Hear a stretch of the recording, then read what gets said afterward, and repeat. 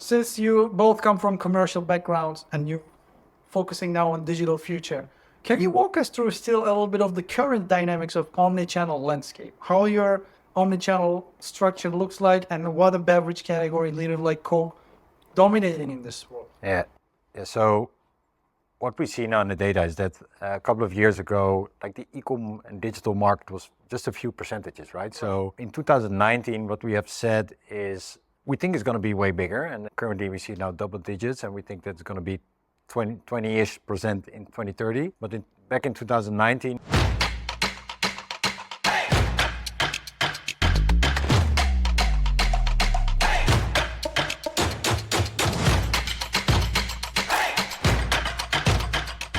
Hello, everyone.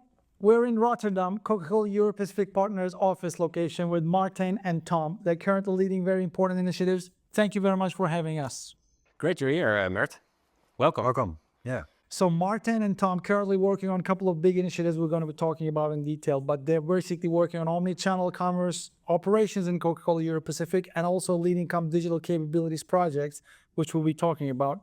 So I'll give you the floor to you guys, Martijn and Tom. Can you walk us through about your career journey, what made you come all the way here, what you're currently working on, and what teams are preparing for? Cool. You want to start on? Yeah, that's okay. So I'm working for CCP now for almost 5 years. Have a background at P&G and Friesland Campina in several sales roles. Started here as the e-com lead. Did that for several years. Then I did a sales role again for Albert Heijn, the big customer. But then I found out that I'm more getting energy and excited in the digital world. Stuff that is new. More energy. Yeah, instead of focusing on customer with 1% growth, 1% decline. So yeah, after a couple of months, I said I want to do something differently. And luckily I found internally 2 sponsors, which is Martijn and Jeroen. And he said, I think it's important that we also need to focus on digital acceleration, which is a huge buzzword, but we're going to talk it more briefly in a second, I think. But yeah, now my role since last February. Energy and speed definitely here. So yeah, I started my career after university at Danone, working in several commercial roles, international roles, and roles in the Netherlands and Benelux. 10 years ago, or 11 years ago already, started at Europacific Partners, Coca-Cola Europacific Partners. Started in sales roles. And since April, I'm leading commercial development, which is covering basically 4 disciplines. One is around commercial capabilities and data. The second is around category development, portfolio development, and channel and shopper marketing. And next to that, I'm very enthusiastic about basically our culture agenda to use data and technology to accelerate our business. And that is something I'm working on together with Tom to make sure that we have impact in our company and towards customers. You guys just encompassed all my past career, current focus, and future developments around CPG. You're focusing on omnichannel commerce, you're focusing on our category, portfolio, digital capabilities, and culture. Wow, this is going to be a long and interesting one. Excited. But let's go back to the roots. Everything started with the offline, then online arrived, and now we're talking about omnichannel world. And this omnichannel world is consisted of multiple channels, multiple sub-channels. Since you both come from commercial backgrounds and you focusing now on digital future, can you walk us through still a little bit of the current dynamics of omnichannel landscape? How your omnichannel structure looks like and what a beverage category leader like Coke dominating in this world? Yeah, so what we see now in the data is that a couple of years ago, like the e-com and digital market was just a few percentages, right? So in 2019, what we have said is we think it's going to be way bigger. And currently we see now double digits and we think that's going to be 20-ish% in 2030. But back in 2019, we already said this is going to be big and we don't want to have a specific digital team. I think it's important that digital is from everybody, right? So what we said is that, for instance, the shopper marketer who's responsible for customer X also needs to do the online version. And the same counts for the category manager. So he's doing offline and online. We started that in 2019. The first year was a little bit a bumpy ride, I must say. So everybody had to do new tasks, new capabilities and stuff like that, but with the right guidance. Yeah, we found a way which was actively very working for us. And it's also really acknowledged in the market. So the last couple of years, I think we won several awards, in distribution awards. We were acknowledged by the Advantage Group surveys, survey, 3 times in a row, #1 digital partner. So yeah, and that's, I think, quite different versus the setup versus other CPG organizations. They have like a dedicated e-com team, which also has its pros, right? So it's, for some organization it worked, but we said it's going to be big. We want everybody to be on a certain level. So we integrated into their teams. And it's an inclusive structure encompassing both channel dynamics. Yeah. Okay. Yeah.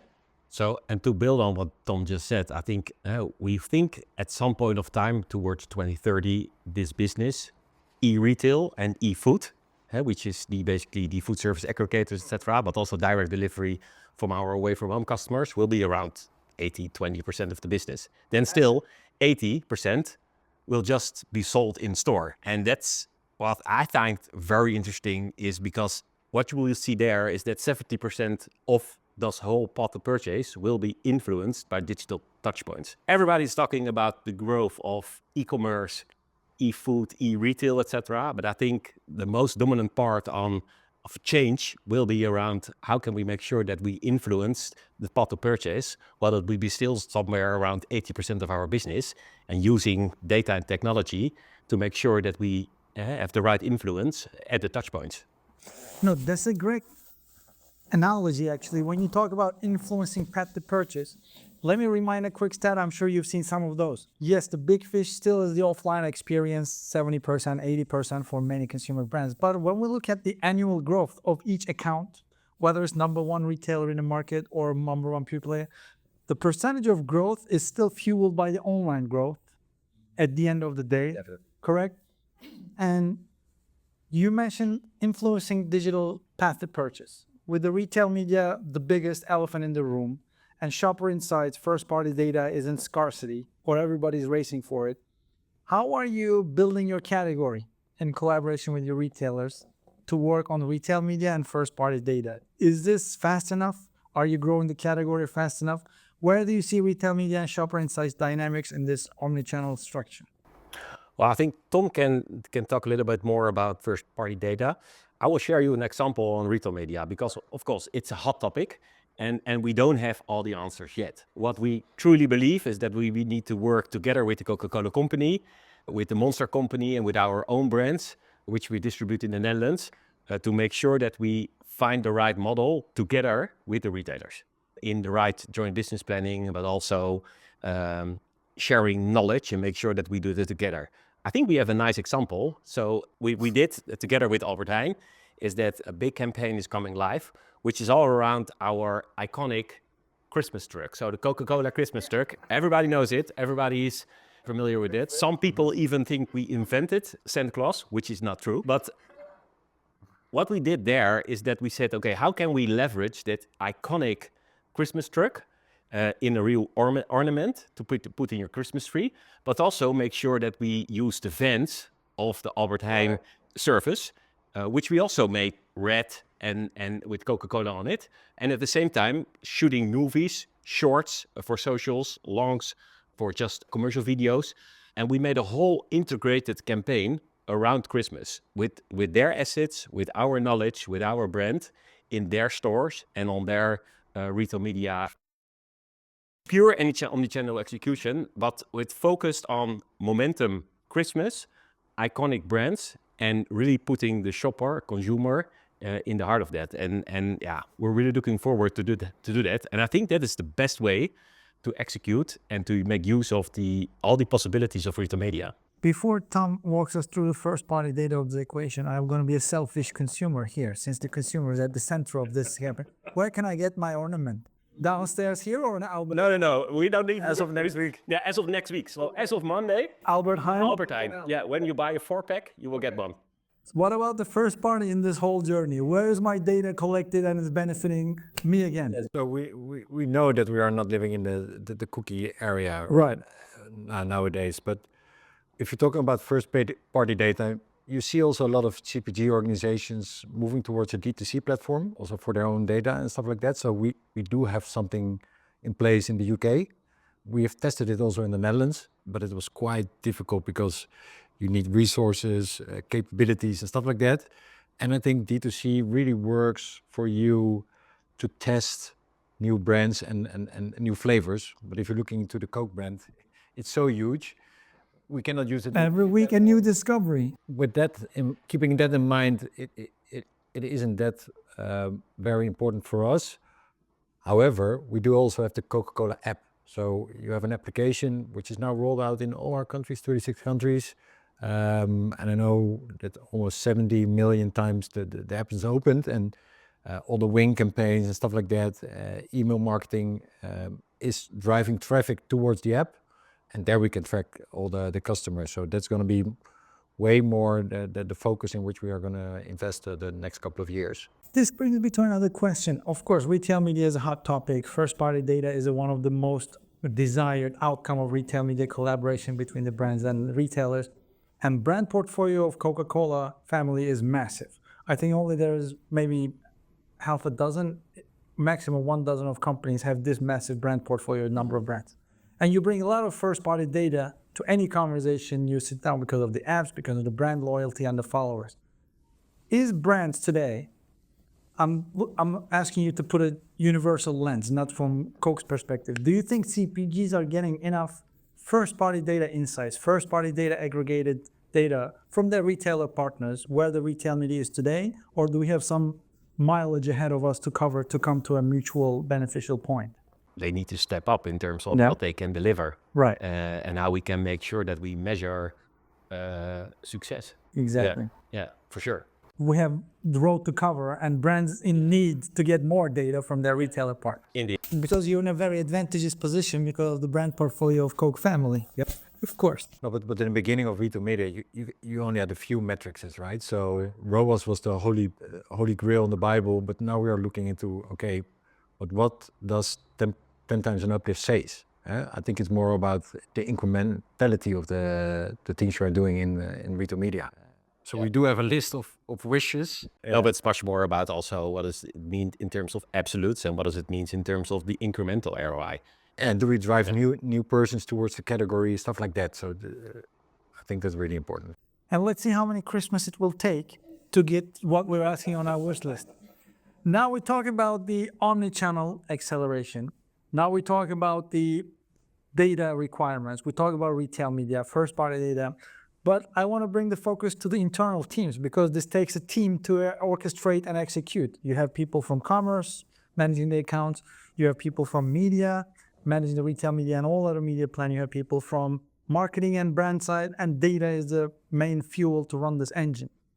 And I've heard from good friends like you, Coca-Cola is building a lot of digital capabilities around the internal teams, bringing those cross-functional teams together. Walk us through what you guys have been building since 2019, why Coca-Cola is ahead of many other CPGs in terms of digital upskilling, and where are you headed? Where is the journey? Well, I think Tom can talk about our digital acceleration program in a minute. First, I will take one step back. We don't talk about a digital strategy anymore. Right. We talk about building a better commercial strategy in a digital world, which is completely different. Different mindset, indeed. That's one thing. And our objective, our goal on that is to work smarter and grow faster. So this is what we want. And therefore, we need to build capabilities. And that is everything Tom is working on with L&D and with HR to build programs and to roll out programs to make sure that our people understand what data and technology means for them in their day-to-day work. And I think it's good to just talk us through the program we're running. So basically, if you look at the capabilities years ago, I think it didn't shift it that much. What you see nowadays is that it's getting more complex and more interwoven. Sales is on the marketing chair and marketing is on the sales chair. KPIs are showing. KPIs. So I think the roles which we are having are getting more complex, but we also need to train the people within it. We need to help them, right? So what we have said at the beginning of the year, of course, we need to accelerate on specific topics. We need to be the #1 partner in e-retail. We need to grow in the e-food market, the path to purchase just mentioned. But one of the most important pillars which we are working on is on the people aspect within it. So we want to get everybody towards a certain level. So we have written 2 types of leadership programs. The first one is with I must say I think mostly the board, with some people who are also focusing on acceleration, so the data team, but also somebody from OmniContact team, in which we are having 2 groups of 12 persons who are following a 6-course program. How long is this program? Half a year. So Amazing. Half a year program for the brass level leadership. yeah. Wow. Okay. Yeah. So and what we are doing within that is that we're not gonna invite presenters talking about all kinds of McKinsey articles because then it's only sending, and what is everybody doing with it? I don't know, but a lot of info hangs within the And there's articles. always a North Star in those 3 Identity. So what we have tried to achieve is create a program in which we have an outside-in perspective. So we invite chief digital officers from big organizations talking about their digital transformation and how they incorporate it, but also to be actively working with the latest tools. You can talk a lot about transformation, but if you don't, it doesn't happen itself. it doesn't happen itself. So last week we had a session, Which was literally in this room. which it is in this room, in which the leadership team had to work with all latest Gen AI tooling. So I've written a case about creating a new brand. They got a lot of sources towards it, so PDF files about category growth, our annual report, and they need to combine everything within the AI tooling and Custom GPT built for the new brand initiative. exactly. Okay. But it was really eye-opening for a lot of people in the group, because often do not have the time to search themselves. What is AI? What is Gen AI? How can I improve my work, daily work with it? And you saw the energy floating around. Learning, prompting, asking the right questions. The program is actually built also on a practical part of it. So we're inviting speakers from the market. You have to work on the tooling yourself, but also one of the key pillars within the program is to look at the leadership capabilities, right? So what type of behavior do I need to show towards my team, Right. so that they can also evolve into this market or technology thinking. So it's more encouragement and also leading by example. Yeah, absolutely. And what I really like, if we take, for instance, Tom has an example which he showed when he started this program on the iceberg. So above surface, you see technology and everything, but below, it's all about leadership style, talent, skills. And that is what is happening in this program. And while you're experiencing it, you see people change, adapting, get energized, and start doing things differently. So it's not threatening people with their job or understanding, it's empowering people to perform much bigger scope. Yeah. And is this a program that we're listening in front of now? Yeah, so this is the program indeed. So it's about accelerating the leaders of tomorrow, becoming a learning and agile organization driven by data and technology. And I think the learning and agile part of it is really interesting because, we're the big Coke, right? And we're quite successful, but we also need to keep in mind that we also still can learn. And with the market, everything which is happening related to AI, it's quite scary as well. And those global brands are enterprises, of course, they're like a massive carrier ship. Sometimes it's really hard and slow to steer. You're not a small speedboat. You're a massive organization with a lot of mass, a lot of know-how, century-old domain knowledge. Sometimes it requires agile intervention to make things move. And that's especially why we did it Right. from a starting point within the leadership team, because they know how to steer the big oil tanker.